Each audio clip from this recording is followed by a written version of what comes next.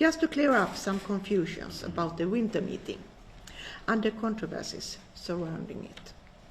The OSCEPA has rules that we follow in how we conduct our activities. In accordance with these rules, we extend invitations to all members of parliaments of the OSCE.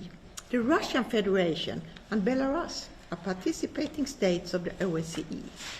Unlike all participating states, they are duly invited to the statutory meetings of the OSCE Parliamentary Assembly. Since Russia launched its war against Ukraine, members of the Russian Parliament have been under sanctions by the European Union. In the past two OSCE Parliamentary Assembly meetings, in the UK and in Poland, the national authorities decided to deny entry to Russia. But in the case of this meeting, there is a significant difference because Austria is the host country of the OSCE, and as such, it is required to facilitate entry to officials' OSCE meetings like these ones. Personally, I might point out that I also question why the Russian Parliament has chosen some of their members to participate in parliamentary discussion on peace and security in Europe. Given the track record, this indicates the state of mind of the Russian authorities.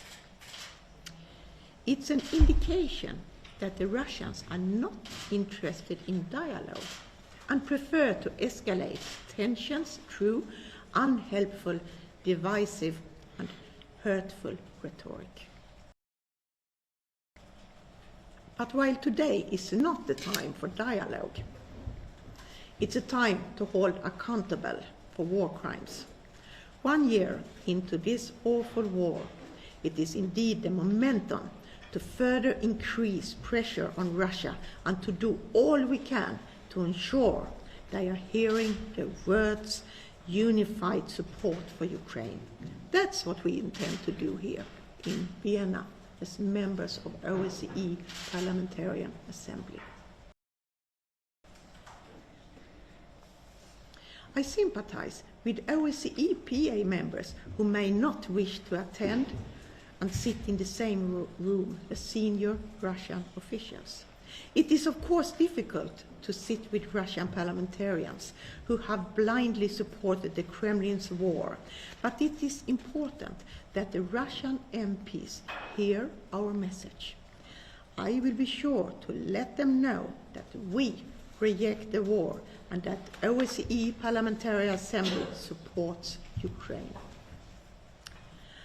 And equally important is to remind that the OSCE Parliamentary Assembly demands an end to the war with full respect to the sovereignty and territorial integrity of Ukraine within its international recognized borders.